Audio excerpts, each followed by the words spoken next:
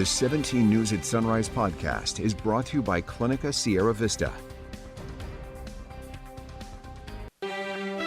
Working in the spirit of the Golden Empire, this is 17 News at Sunrise. Good morning. Thanks for waking up with us on this Christmas Eve. I'm Maddie Jansen. Moses Small is in for Alex this morning as him and Kevin continue to have the time off. And the Christmas holiday rush is still in full swing, but it comes amid an unexpected travel nightmare. Airports across the country are scrambling to rebook guests after United Airlines announced it is preemptively canceling more than 100 flights due to coronavirus concerns. Chicago-based United Airlines says the recent spike has impacted their flight crews and others who operate flights. United says it will notify impacted customers in advance and are working to rebook as many travelers as possible to get them on their way for the holidays. Atlanta-based Delta Airlines says it's already canceled about 90 flights today, and Alaska Airlines has canceled 17. Neither of those airlines would attribute the cancellations to the Omicron surge. And here at home, drivers taking the road aren't only dealing with congestion and traffic from the holiday, but also the wet conditions. Up near the Grapevine yesterday, we caught up with one family driving from Stockton down to Riverside. They do this drive every year, but they told us this time the drive was taking them at least an hour more than usual. From rain to construction, they said they ran into just about every delay possible on the road. There's definitely a lot of traffic right now. It's like taking like 4 hours plus going from like Tracy just to right here right now. Annoying for sure. Very cooped up in the car. Again, tons of accidents. Like we've seen like 3 or 4 so far on the road. So I mean, it's just, you know, constant stuff. I mean, there's still again like another 3-hour drive. For sure, more accidents, like construction, all those things. AAA estimates the amount of people traveling in Southern California for the holidays this year is expected to be up 37% from last year. Most people traveling will be taking road trips rather than flying because it's more cost efficient and because of the pandemic. AAA wants to remind everyone taking the road this morning or in the next few days to check things like their tail lights, brake lights, and tire pressure before hitting the road. Always some good advice. All right, your time is 5:04. Now to a chaotic confrontation that turned deadly after police confronted a dangerous assault suspect inside a North Hollywood store. And a 14-year-old girl was killed by a stray bullet. With more, we turn to Rick Chambers with our sister station in Los Angeles. I heard through the walkie that evacuate. An employee at this North Hollywood Burlington store who wants to remain anonymous recounts the drama that unfolded when police arrived there just before noon. So then that's when I heard the gunshots. I closed all the doors, I moved all the tables, I tried to keep my co-workers safe because she was freaking out. Above them on the second floor, a man described to us as crazed was assaulting this woman. And I heard like argument, and then out of nowhere I hear hitting. I had a customer in front of me. We were both going down the escalator. Suspect attacked the customer in front of me, hit her, dropped her, and hit her with the chain. She had injuries to the head and her arms and her face. We don't know if there was any type of connection or relationship between the woman that was assaulted, who was transported to the hospital, and the suspect. It was during that attack that officers arrived and fired multiple rounds, killing the suspect. Tragically, though, one of those bullets missed its mark. We found a hole in the wall, and behind the drywall, a solid wall that you can't see behind. We went behind it. It turned out to be the dressing room of there. And what we did is we were able to locate a 14-year-old female who was found deceased in that dressing room. Initially, it was thought that the girl may have been trying to hide in the dressing room, but an employee who had huddled with the victim's mother says that's not the case. They were Christmas shopping. They were trying on clothes.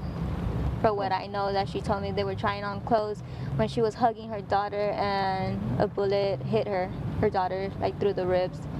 Detectives tonight are reviewing these body cameras from the officers who responded to the call. They're also looking at store security tape as well. No motive as to what may have set off the suspect, and neither he nor the teenage girl has been identified. That was Rick Chambers reporting. Now to the latest on coronavirus as Merck's COVID-19 pill becomes the second to earn FDA approval, providing another medication to battle the rising tide of Omicron infections.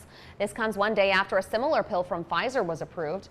The FDA authorized Merck's drug for adults with early symptoms of COVID-19 who face the highest risks of hospitalization, including older people and those with conditions like obesity and heart disease. The company will immediately supply the U.S. government with more than 3 million courses of treatment.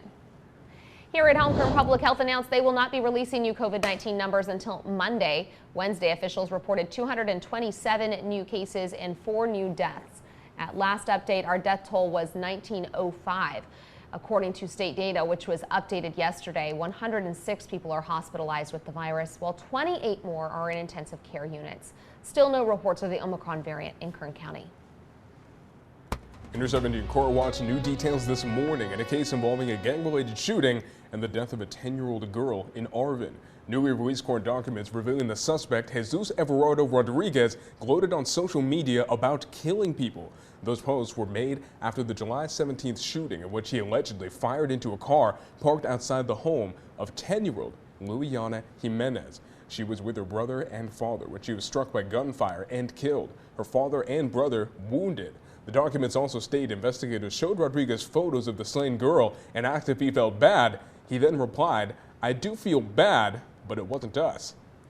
And the trial date for a local business owner who refused to bake a cake for a same-sex couple has been pushed back by months.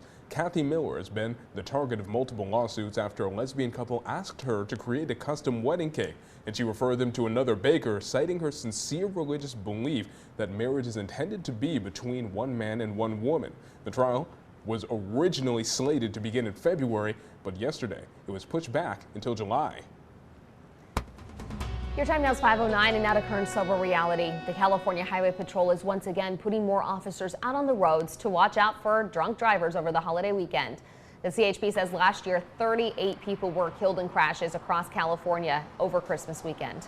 In addition, the CHP arrested 573 people for driving under the influence of drugs or alcohol. The maximum enforcement period begins tonight at 6 and runs until Monday morning. Meantime, the Bakersfield Police Department got 25 new officers yesterday as Class 2101 graduated from Basic Peace Officers Academy. Remember why you chose to become a police officer and let that guide your decisions. I expect you to be compassionate, to be kind, empathetic, patient, to be accountable, to listen. A former Minnesota police officer is back in custody and likely facing prison time. A jury yesterday found Kim Potter guilty on 2 counts of manslaughter, rejecting her defense that she mistakenly fired her gun instead of a taser during a struggle with Dante Wright. Ron Allen reports. We, the jury, on the charge of manslaughter in the first degree while committing a misdemeanor, find the defendant guilty. A jury finding former police officer Kimberly Potter guilty of first and second degree manslaughter in the death of Dante Wright. Potter supported by her attorneys as the verdicts were read. Outside the courthouse, cheers for justice. Guilty! Prosecutors argued Potter made rash and reckless choices when the former officer shot and killed the 20-year-old during a traffic stop. Potter saying she thought she was firing her taser when she shot Wright with her gun. Wright's mother. The moment that we heard guilty on the manslaughter 1, emotions, every single emotion that you could imagine just running through your body at that moment. The fatal incident in a suburb of Minneapolis last April, captured by numerous police body cameras. Officers stopped Wright because of an illegal air freshener and expired license plate tabs, and then tried to take him into custody after a records check revealed an outstanding arrest warrant for a case involving a weapon. Dante Wright caused his own death, unfortunately, but those are the cold, hard facts, the evidence. While prosecutors argued an unarmed Wright posed no threat. I would have preferred had Dante Wright followed the commands and not tried to flee, sure. Does that absolve her from liability? Does that allow her to shoot him to death? It does not. Potter denied bail and escorted out of court in handcuffs, facing up to 15 years in prison. We have a degree of accountability for Dante's death. Accountability is not justice. Justice would be restoring Dante to life and making the Wright family whole again. But accountability is an important step, a critical, necessary step on the road to justice for us all. Your time now is 5:36, and back here at home, tomorrow's a big day for a local landmark as Bakersfield's historic Fox Theater is celebrating its 91st birthday on Christmas. Opening on Christmas Day in 1930, the Fox Theater's first film ever shown on their famous screen was called Just Imagine. Nearly a century later, the venue remains a staple of downtown Bakersfield. The historical Fox Theater epitomizes elegance and romance, as well as big entertainment. It is so important that we continue to support the arts as well as our local artists. So we are so happy that she has reached 91 years old, and we are going strong. The Fox Theater was recognized as a community treasure earlier this month when it was chosen as the Grand Marshal of the Bakersfield Christmas Parade, which was really fun. They had an incredible float.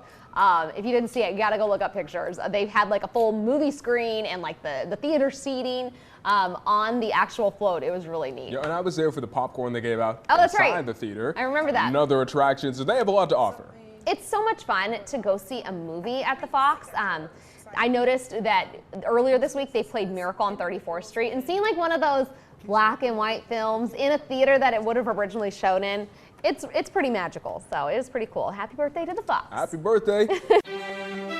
Working in the spirit of the Golden Empire, this is 17 News at Sunrise. The 17 News at Sunrise podcast is a production of KGET and Nexstar Media Group. For more on all of the headlines in today's show, head to kget.com.